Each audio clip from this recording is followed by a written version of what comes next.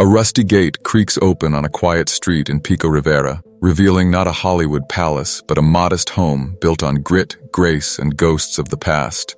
This isn't your typical celebrity mansion. It's where Danny Trejo, once a feared inmate, now a beloved movie icon and taco king, starts his mornings feeding his dogs and planning his next big move. But how did the man once known as Machete go from prison yards to a food empire? All from a place like this. Let's step inside his world. Before he became Machete, before the tattoos, before the tacos, Danny Trejo was just a frightened little boy running from chaos.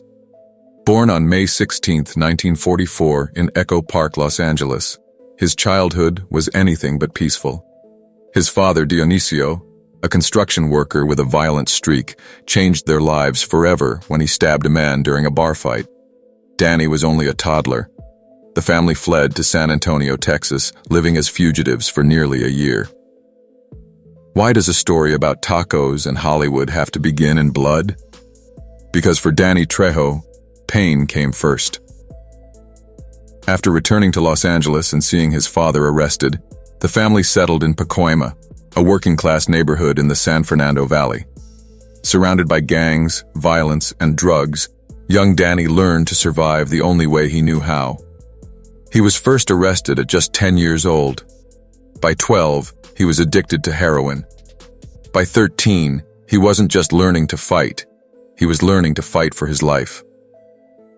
But in that chaos, something unexpected was forming: discipline. While other kids played in schoolyards, Danny was serving time in juvenile halls. In those cold, windowless rooms, he discovered boxing. The guards called him the Animal. His fists became his future. Inside San Quentin State Prison, he made history, winning both the lightweight and welterweight boxing titles behind bars. And yet, even champions fall. Danny hit rock bottom in solitary confinement after a near riot. Alone in the dark, with nowhere left to run, something shifted. He joined a 12-step program, not because he believed in it, but because he had nothing left to lose. But it worked. For the first time, he saw a way out. So how does a man like that end up in the movies? It started in 1985 at a Cocaine Anonymous meeting. Danny had been clean for years and was helping others do the same when a young man from the program called him in a panic. The man was working on a film set and feared he might relapse. Danny rushed to help. The film? Runaway Train. That single phone call changed his life. On set, Danny's rugged face and raw energy stood out. Edward Bunker, a screenwriter and former inmate, recognized him from their prison days and introduced him to the director. Within hours, Trejo was hired to train actor Eric Roberts for a boxing scene. The director, impressed by his intensity, gave him a role, a prisoner, fittingly. That was the beginning. From there, the calls kept coming. Casting directors saw in Trejo what Hollywood couldn't manufacture: authenticity. His scars, his voice, his presence, all became his brand. Desperado, Heat, From Dusk Till Dawn, Con Air, Spy Kids, Machete. Danny Trejo never took acting classes. He didn't need to. Life had trained him better than any studio ever could. He worked like a man who had everything to prove. And he did. Over the years, he appeared in more than 400 films and TV shows, voiced video games, and even popped up in music videos for Mobb Deep and Enrique Iglesias. He became the face of survival, the soul of second chances. But behind the blood, bullets, and bravado, there was always something gentler. Trejo never forgot his roots. He didn't trade them for red carpets or mansions. He still lived in the valley, still shopped at the local grocery store, still smiled like a man while who knew how easily everything could be taken away. So where does Danny Trejo sleep at night? Not in a Hollywood Hills mansion, not on a Malibu cliff. Instead, he chose Pico Rivera, a quiet, working-class neighborhood in southeast Los Angeles. Because for Trejo, home isn't about flash. It's about redemption. And this is where that redemption lives. From the outside, the house doesn't look like much. A simple one-story home nestled on a tree-lined street. No marble driveways or golden gates, just a rusty fence, a worn brick path, and a humble porch where a man once called Machete sips his morning coffee. This is Danny Trejo's sanctuary. In the living room, a worn brown leather couch bears the marks of years well lived. This is where Danny Trejo kicks back to watch Lakers games, sometimes alone, sometimes with his grandkids, always with a bowl of chips by his side and a loyal dog curled at his feet. Beside the TV, a small bookshelf holds not movie scripts, but recovery journals, boxing biographies, and framed letters from fans who say his story helped them turn their lives around.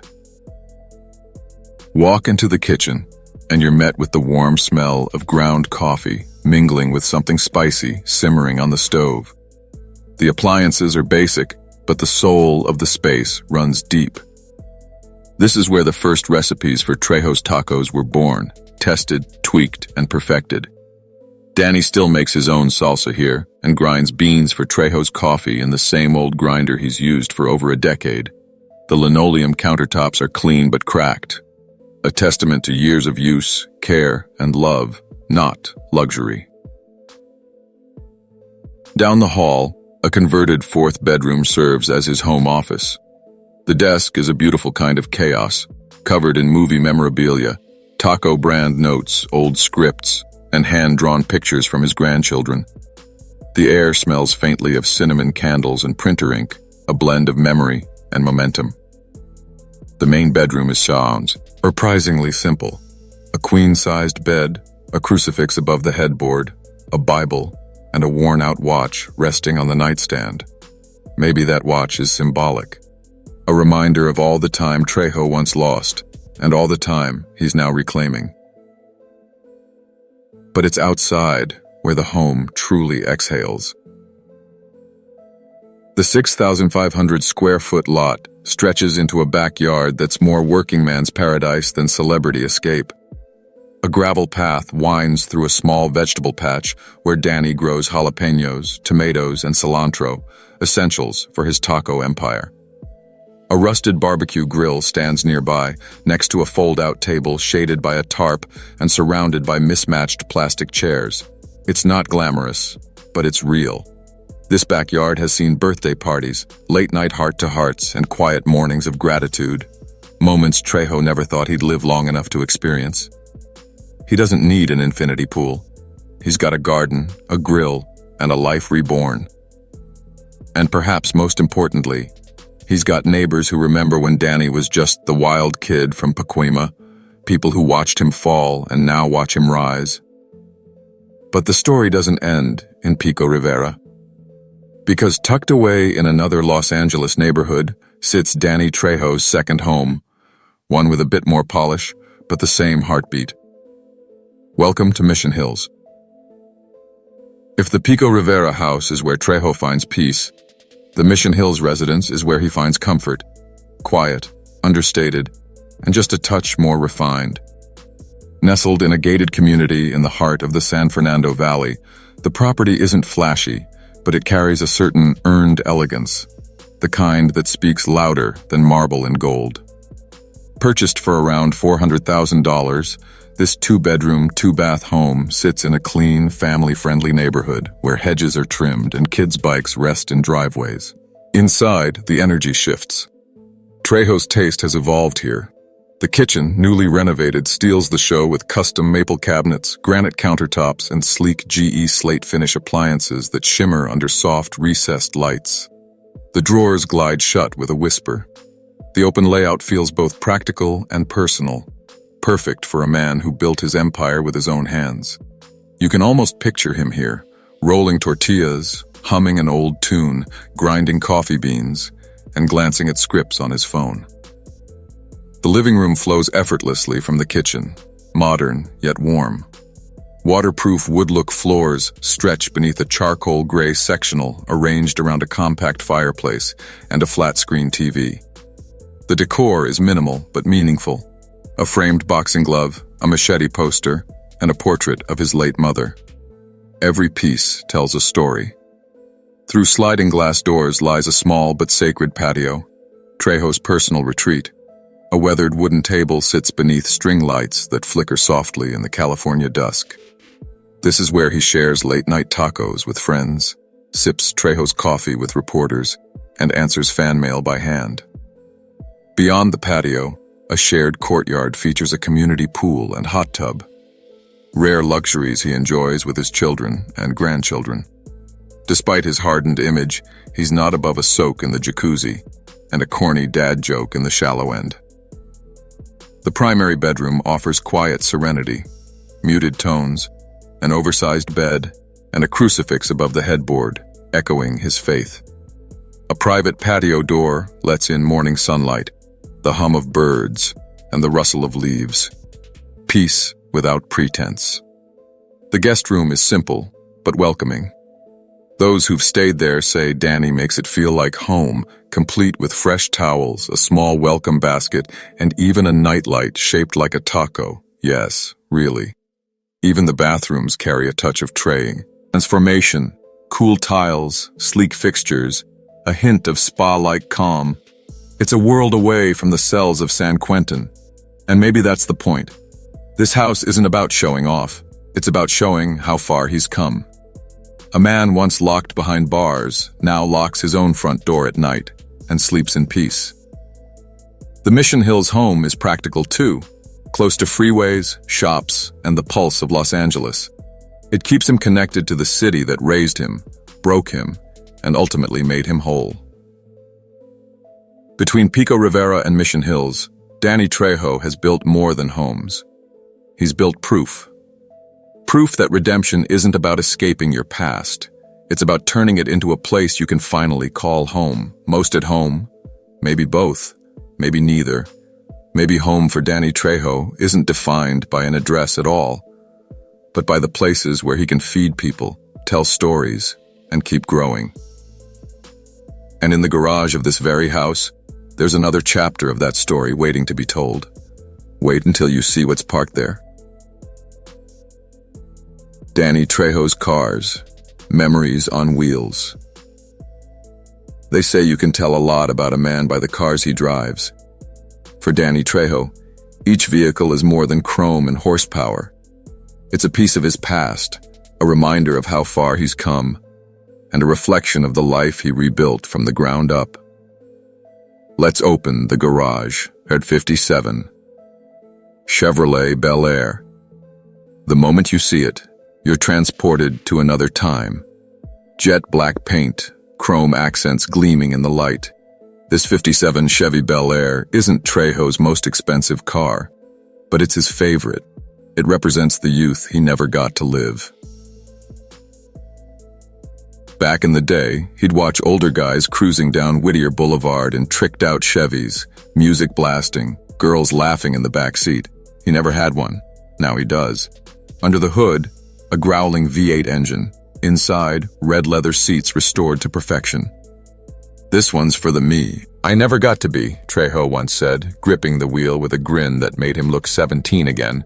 1963, 1965. Buick Riviera. All style, all swagger.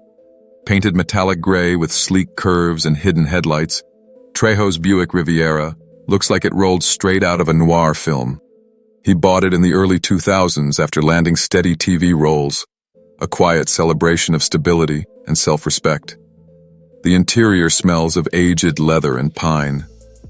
This is the car he drives to community events, pulling up with zero fanfare, windows down, ponytail blowing in the California breeze. I like this one when I want to feel cool, he laughs. And he's right. It radiates effortless old-school class. 40s Chevrolet Fleetline. Now this one? This one's pure soul. Deep burgundy paint, wide grille, vintage white walls. Trejo's Fleetline is a moving love letter to Chicano lowrider culture and the East LA streets that raised him. He bought it from a retired mechanic who'd spent years restoring it. When Trejo saw it, he didn't haggle, he just handed over the cash. Late at night, He still takes it for quiet drives down those same boulevards he once ran through, only now, without fear, without looking over his shoulder. This car isn't just transportation, he says. It's homecoming on wheels. None of these cars are worth millions. But to Danny Trejo, they're priceless. Symbols of distance traveled, both literal and spiritual. They're loud, bold, and built to last. Survivors, just like him. Every time I turn that key, he says, I remember. I wasn't supposed to be here, but I am, and I'm driving. Trejo's empire, from the streets to the kitchen. So where does a man like Danny Trejo drive all that meaning and momentum into building something far more lasting than horsepower? It started with a single taco stand. Nothing fancy, no celebrity hype, just a small shop on La Brea Avenue in Los Angeles, where a man with scars on his face and fire in his soul decided to sling tacos instead of trouble. Back in 2016, Trejo partnered with chefs and entrepreneurs to launch Trejo's Tacos. It wasn't about chasing millions, it was about creating something real, something his community could be proud of. I wanted a place where people from my neighborhood could eat good food and not feel judged, he said. The first menu was simple but bold: carnitas, asada, chicken tinga, alongside vegan options like the now famous cauliflower tacos, which landed in the Los Angeles Times Top 10 Recipes of 2017. Then came Trejo's Coffee and Donuts, a pink donut shop on the corner of Santa Monica and Highland that looked straight out of a Tarantino film, only with a Mexican twist and vegan flair. Next came Trejo's Cantina, a sit-down restaurant with craft cocktails and hearty, soulful dishes that made downtown diners rethink what a celebrity restaurant could be. By 2020, Trejo owned 8 restaurants across Los Angeles. By 2024, his brand had expanded to Detroit, Las Vegas, even Notting Hill, London. Yes, Trejo's Tacos in England. The man who once sold drugs on the streets of East LA was now exporting salsa across the Atlantic. Each restaurant carries his signature: neon signs shaped like his face, menu items named after family members and film roles, and playlists filled with old-school hip-hop, Latin funk, and lowrider classics. But behind the branding lies a bigger mission. Trejo hires formerly incarcerated men and women, giving them the second chance he once needed. He hosts fundraisers, partners with local nonprofits, and gives away free meals on holidays. And the food? It's damn good. Because for Danny Trejo, every taco, every donut, every cup of coffee is another way to feed more than hunger. It's how he feeds hope. Not just Instagrammable, memorable. You could say Danny Trejo didn't just build a food empire, he built a redemption brand. A lifestyle, though, that says you don't have to forget your past to feed your future. But while tacos and donuts brought in steady revenue, Trejo's fortune didn't come from just the kitchen. $1 million. That's the number. Not tens, not hundreds, just one. And yet for Danny Trejo, that single million might be the most earned and most deserved in all of Hollywood. He once said, "Everything good that's ever happened to me is a direct result of helping someone else." Maybe that's why $1 million feels like enough. Because for Trejo, it's not about how much he has, it's about what he does with it. His wealth isn't measured in numbers, it's measured in impact. Let's talk giving back. Real philanthropy. In a world where celebrities give for publicity, Danny Trejo gives because he remembers. He remembers what it felt like to be forgotten, locked away, told he was worth nothing, and that memory became his mission.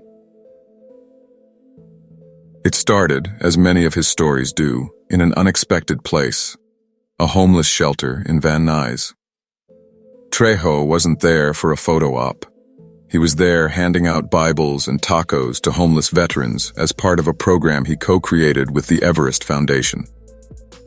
He also became a board member of One Legacy Inspires Hollywood, a nonprofit dedicated to raising awareness about organ, tissue, and cornea donation through storytelling.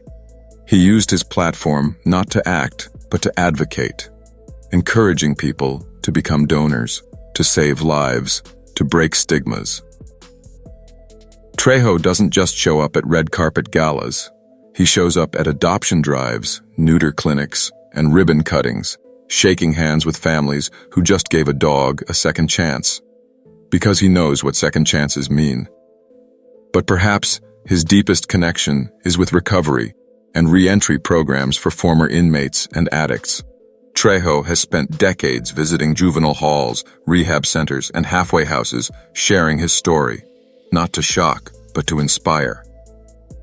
In 2019, during a bookstore signing, a young man approached him in tears. 6 years earlier, that same man had heard Trejo speak in prison. He said, "I didn't think anyone like me could make it. You showed me I could." That's impact money can't buy. Even his movies have become tools for giving back. He hosts special screenings for youth centers, veterans, and underserved communities, often pairing them with free meals from his restaurants. And if you think it's all for show, think again. In August 2019, Trejo was driving through LA when he witnessed a car crash. An SUV flipped at an intersection. A 5-year-old boy was trapped in the back seat. Trejo didn't hesitate. He ran toward the wreckage, crawled inside, and rescued the child before firefighters arrived. When reporters asked why he did it, Trejo simply said, "Everything good that has happened to me is a direct result of helping someone else. Everything."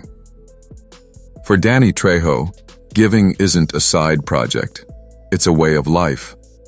A man who once stole to survive now gives to help others live. But who is the man behind the machete? Behind the mission? Let's peel back the final layer and step into the personal world of Danny Trejo. He's a father of 3, each with a different story. His oldest, Danny Boy, was born in 1981. Trejo wasn't always present. Addiction and prison stole those early years. But today, they talk regularly, and Danny Boy even helps out with the taco business. His second son, Gilbert Trejo, is a director and actor. The artistic fire clearly runs in the family. Gilbert's work is edgy and bold, often echoing the same defiance his father once wore like armor. Then there's Danielle, born in 1990, a performer and, as Trejo calls her, his second chance at being gentle. He never pretends he was perfect. In fact, he admits, "I messed up a lot of relationships. I hurt people who didn't deserve it." He's been married 4 times and divorced 4 times, not out of malice, but out of chaos. These days, he's found peace in solitude, not loneliness, but clarity. He spends his evenings watching the Dodgers, the Lakers, or LAFC, yelling at the TV or laughing with friends. Sometimes, he sits quietly on his patio in Mission Hills, whispering prayers into the wind. Because yes, Danny Trejo is a man of faith, a practicing Catholic who believes deeply in grace, mercy, and transformation. He wears a small gold cross around his neck, not for show, but as a reminder that even the broken can be blessed. So what's next for Danny Trejo? Maybe another movie, maybe another restaurant, maybe just another late-night walk under the streetlights of East LA. But one thing's for sure, he'll keep living out loud, keep loving, keep forgiving, keep proving that redemption is real. Maybe that's the greatest role he's ever played, not Machete, but himself. From prison walls to restaurant halls, from fists to faith, Danny Trejo has lived 1,000 lives in one. If his story moved you, made you reflect, or simply made you hungry for tacos and truth, don't forget to like, subscribe, and ring that bell. Because redemption stories like his deserve to be told.